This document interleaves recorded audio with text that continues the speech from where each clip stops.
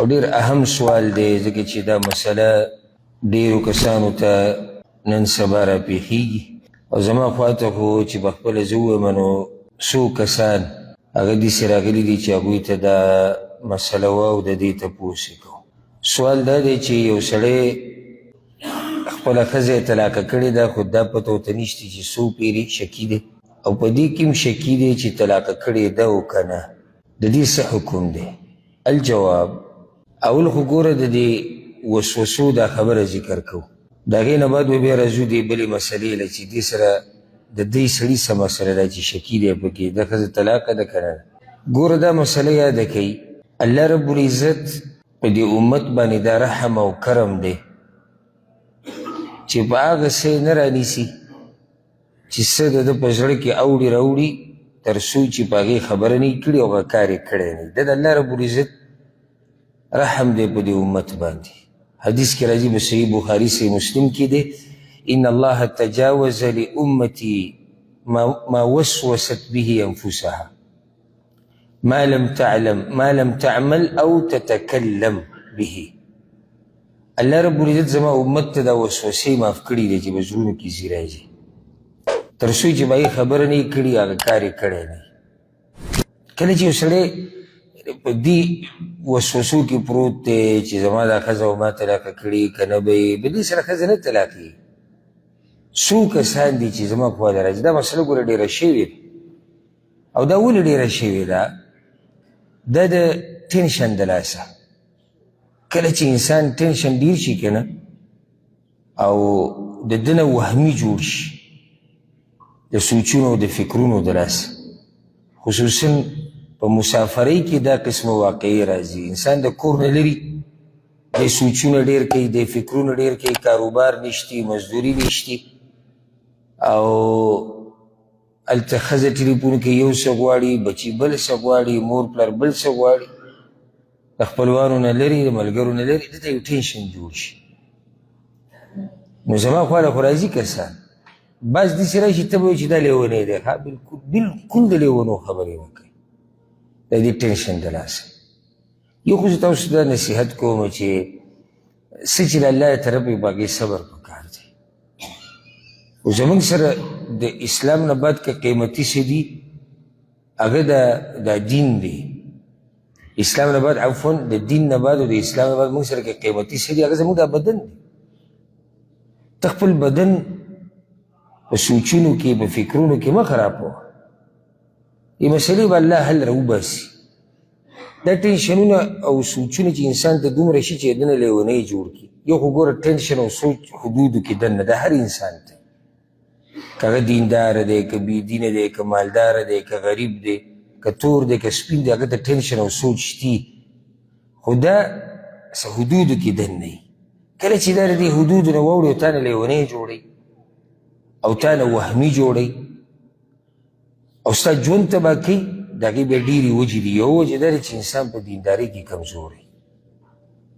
کله چې انسان په دیندارۍ کې کمزوری که نه نو بس ده کې بیا صبر نه وي. خو چې کله انسان دیندار خپل رب پیژني، دین پیژني، د ده بیا هم هغه صبر څه نه څه مرتبه کي چې دا د الله طرف نه ده او الله به خیر کي، الله به یو لار ماته کولاو کي.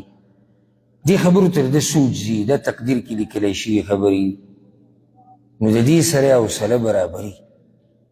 ټینشن او سوچ هغه مرتبه کې نه یا هغه ځای ته نه رسي چې دی پې لیونی شي. ولې ګوره د یوروپ کې د خودکشیانې ډېرې کېږي، ځان خلک وژني، بلکې باقاعده سینټرې کولاو شوي د ځان د وژلو لپاره. ته پیسې ورکوې ځان به مړ کړې. دا ولې؟ ځکه چې د هغوی سره څه عقیده نشتي. موږ ته که زر مسلې راشي، زر مسلې، هغې سره به موږ لګیو، ژوند به تېروو، خوشحالیانې به کوو، خنداګانې به کوو، غمخوادي کوو. هغوی ته یو وړه مسله راشي ځان وژني. فرق څه دی په موږ او په هغوی کې؟ زموږ سره یو نظریه ده، یو عقیده ده. د عقیده انسان ته ډېر څه ورکوي. یو لویه فایده پکې دی چې د انسان دا زړه چې که نه دا مضبوط یو کلک وي او دی د صبر خاوند وي. د دې یو نظریه جوړه شوې ده چې دا څه دي، دا په تقدیر کې لیکلی شوي، زما رب دا ما ته رارسوي او په دې کې به خیر او د دې نه به یو لار الله را پیدا کړي ما له در وتو. خو د هغوی سره خو دا نظریې نشتي که نه. ته سوچ وکړې چې د انسان هېڅ نظریې نه یو د دنیا کې ژوند تېروي او دې ته معمولي سخته راغله. دې خو زه یم چې زړه به یې ټک کوي چوي به ځکه دې سره خو مخکې څه نشته. نو دې ځکه غم کې دی چې دا مصیبت ولې راغی. نو زما تاسو ته دا نصیحت دی خصوصا د خپلو مسافر وروڼو ته چې دا مسلې کته به رکېږي د هر چا په ژوند کې. هر چا په ژوند کې د باچایانو ته که دې وکتو که نه دا خو ظاهره کې موږ ته داسې ښکاري چې د دوی د سره غم نشي. دوی زموږ نه زیات غمونه دي. بیا دې مالدارو ته که ته خوا او شا کې ګورې او د غټو خلکو ته ګورې د دوی ستا نه زیاتې مسلې دي. هر سړی خپله مسله خو چاته نه بیانوي. نو ژوند د هر چا کته به رکېږي. کله ښې ورځې راشي، کله کمزوري، کله سړی روغي، کله بیماري، کله ځوان، کله بوډا. خبرې ژوند سره تړلی شوي دي. ته به صبر کوې په هر ځای کې.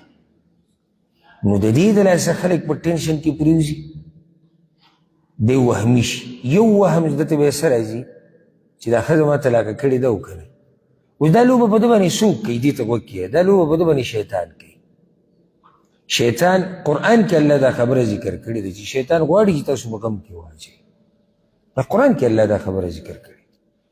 یو به ګوره تا ته په مانځه کې وسوسې راچي، نور به شیطان تا ته څه نه وي خو چې په دې مانځه ودرېږي تا له به راځي. اودس کې ورته وسوسې راچوي، بل عبادت کې.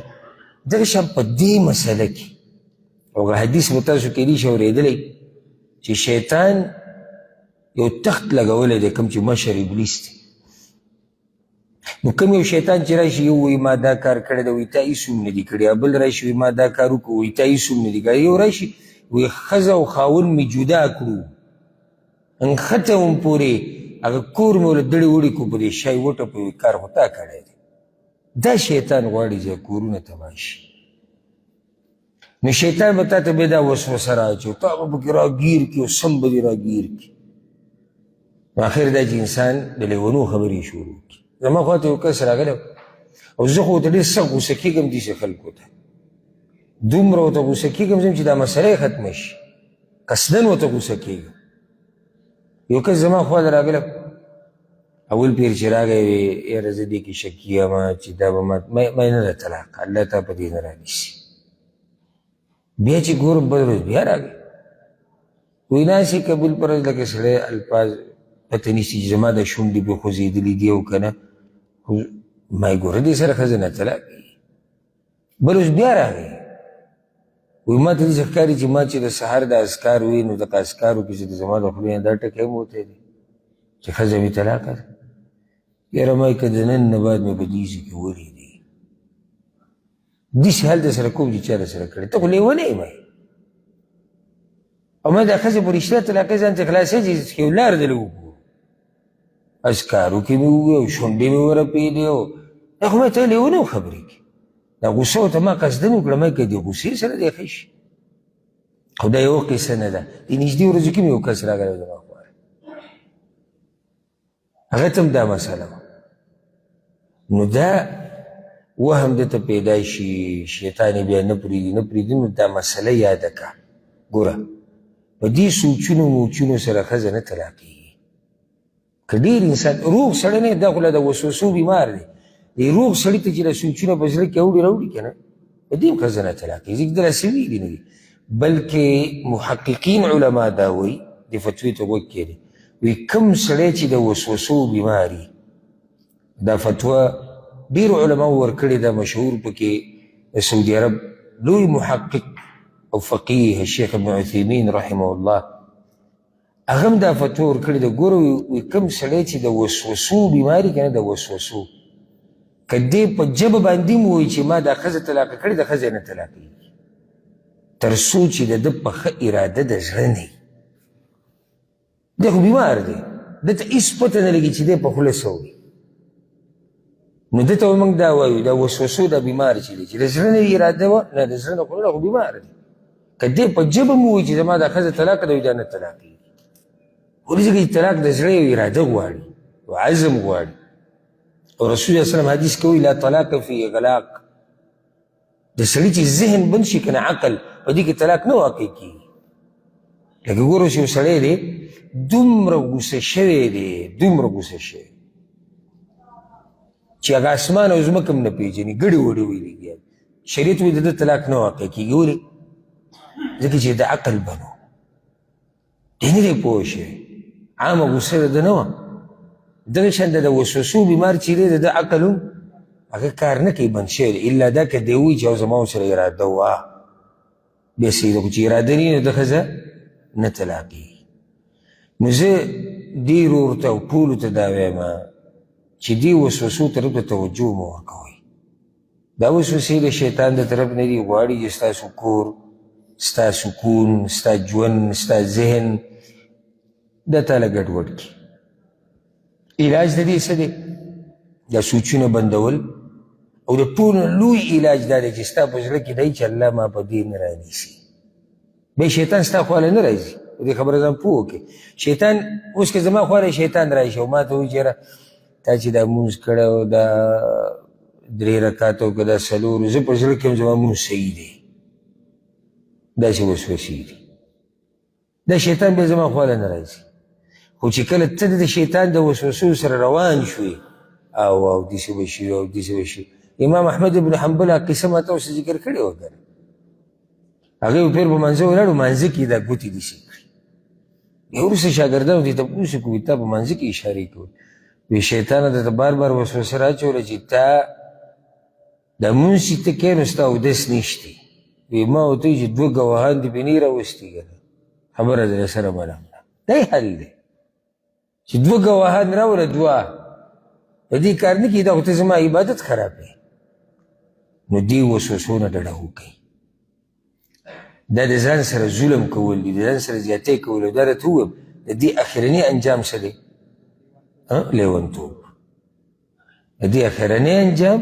هغه لیونتوب دی دا ښځه دا بچي دا دینداري دا هر څه به دنه پاتې شي او لیونی به دنه جوړ شي ها اوس که یو چا ته داسې مسله راله روغ سړی دی وسوسې ورته نه دي شکي دی چې ما دا ښځه طلاقه کړې ده او که نه روغ سړی دی د وسوسو بیمار نه دی او ده تپوس وکړو چې دا به طلاق یي او که نه به موږ ورته ته څه وایو زه خو شکي یم یاره ما ته هېڅ پته نه لګي نو اصل دا دی چې نکاح د ده باقي ده او طلاق شکي دی څه شی پکې شکي دی نکاح که طلاق شکي دی او نکاح یقیني دی ځکه دا خو د مخکې کړې ده که نه نکاح خو صحیح خبره ده چې د نکاح کړې ده کېدای شي بچي د 3 کاله هم تېر کړي 10 کاله دا خو یقیني خبره ده شکي څه ده طلاق ورکول دي دا د شریعت قانون دی چې په داسې ټیم کې به په هغه خبره پاتې شي کومه چې یقیني ده او شکي به پرېږدي نو موږ دله به څه جواب ورکوو چې ښځې طلاق نکاح باقي ده او طلاق ستا شکي دی د دې خبرونه واوره فایدې دپاره کله نه کله د طلاقو انسان په عادت کې شکي شي چې ما دا خپله ښځه 2 پیرې طلاقه کړې که 1 پیر 3 پیرې مې طلاقه کړې که 2 پیرې په دې کې یقیني کم یو دی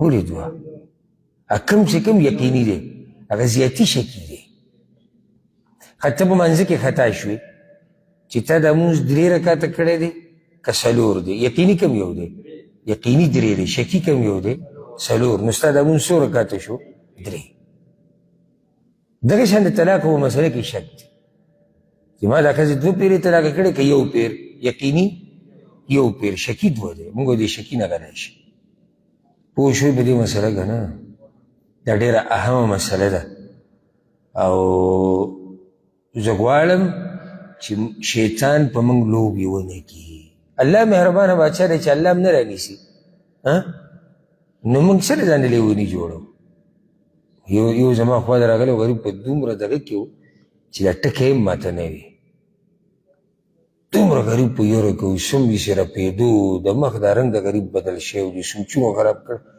ما ته وایي چې لکه دغه ټکی ما کوم ټکی وایي نه لکه دا ټکی سړی ووایي نو ما ټکی خو نو کم ټکی ته وایي د طلاقو ټکی وایي او دقه هغه ته ما هېڅ هم نه کېږي خپل ژوند تېرو بیا راپسې راغی بله ورځ وی دا تا چې ما ته ووایي چې د طلاقو ټکی او ما چې وایي او دغه په دې خو به نه طلاقه شوي که نه دا اوس بیماري نه ده، دا اوس بیماري روغ سړی خو دا خبرې نه کوي، خو دا هغه د شیطان په هغه جال کې راغلی دی یو رپسې یو ورځ راغلی ووایي زه کافر یم. لکه ته خو ښه صحیح موږ سره دې مونځ وکړو. وایي نه، زه چې سترګې پټوم ما ته دا سوچ راځي چې ته کافر شوی، تا کار کړی، تا دا کار کړی، تا دی شیطان په دې کې راګیر کړی، د هر څه نه یې ویستی. نو الله رب العزت دې موږ د دې وسوسو نه وساتي او الله دې موږ د شیطان په جال کې نه راولي.